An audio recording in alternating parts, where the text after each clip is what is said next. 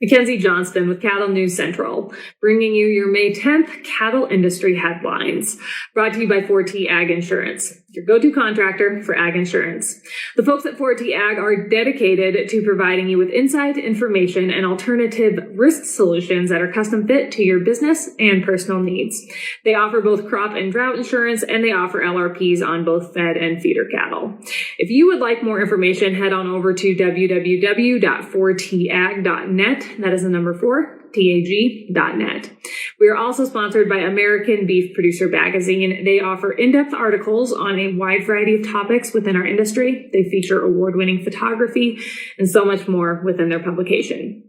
If you would like to check out their most recent issue, their May issue, and just learn a little bit more about the magazine, go ahead and click on the American Beef Producer link above in the caption. That is going to take you over to their Facebook page where you can do just that.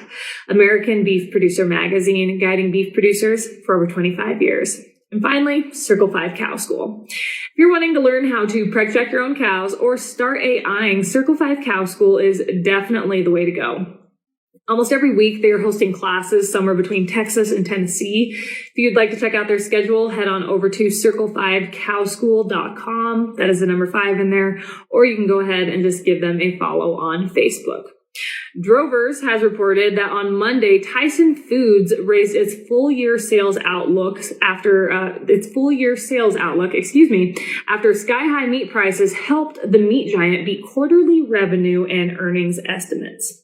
As we all know, meat packers, they have been criticized by cattle producers, the White House, and Congress over increased meat prices.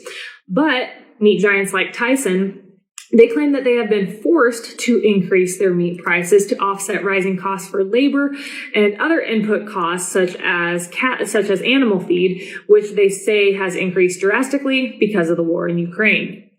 Despite inflationary pressures across the whole supply chain, Tyson is working to drive costs down, according to Chief Executive Officer Donnie King. Originally, Tyson expected annual sales to fall somewhere between $49 and $51 billion, but since they have jacked up meat prices, they now expect their annual sales to fall somewhere between $52 and $54 billion. According to Tyson, average prices for its beef in the first quarter of this year, which ended on April 2nd, climbed 23.8% compared to a year ago. Chicken prices, they increased 14.4% and pork increased 10.8%. Sales volume of both chicken and beef was basically the same as last year. Pork sales volume dropped 4.8%. Tyson's quarterly sales rose to $13.1 billion in the first quarter. That is up from $11.3 billion from a year ago. Those packers, they always find a way to make money, no matter what. Whether it be sticking it to the cattle producers or the consumers on both ends. They always find a way. According to ShayLe Stewart with DTN Progressive Farmer, packers have been strategically buying cattle for the last 3 weeks. The majority of these purchases have been for deferred delivery. Packers are beginning to see supplies of calf-fed fats making their way onto show lists, and they're aware that supplies are soon going to be in their favor, said Stewart. On top of that, with summer coming on, we can expect show lists to grow, prices to weaken, and once again, packers will see a large percentage of the market's dollar find its way into their hands. Boxed beef prices have fallen in recent weeks due to consumer pushback on the high prices of beef. As a result, packers will most likely try their hardest to not pay as much for fat cattle. I realize they're always not trying to pay as much for fat cattle, but clearly with boxed beef prices coming down, I'm sure they feel the pressure to keep those profit margins pretty hefty. Or if they don't do that, they may begin to pull away from the cash cattle market and instead rely on their deferred purchases. This update is also sponsored by AgRisk Advisors. They provide risk management programs for livestock producers all across the West. Whether you are concerned about price or weather risk, AgRisk Advisors, they are here to help. With current day market fluctuations, you and I both know there is nothing more important than locking in a price floor on your cattle. So if you would like to learn more about an LRP, be sure to reach out to an advisor today. Drovers has also reported that American Food Group, AFG, is planning to build a new 500,000 square foot slaughterhouse with a capacity of 2,400 head per day near Forestell, Missouri. A group of appointed citizen volunteers that make up the Warren County Planning and Zoning Board originally voted 6-1 to approve a conditional use permit back in April.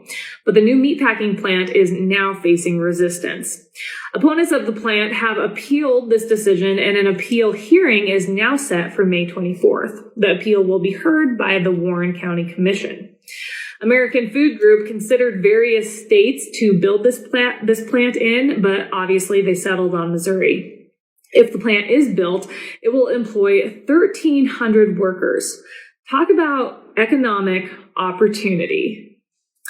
During a recent public forum, nearby residents raised concerns about potential impacts on area traffic, odor, and water quality. Again, what an opportunity for economic development.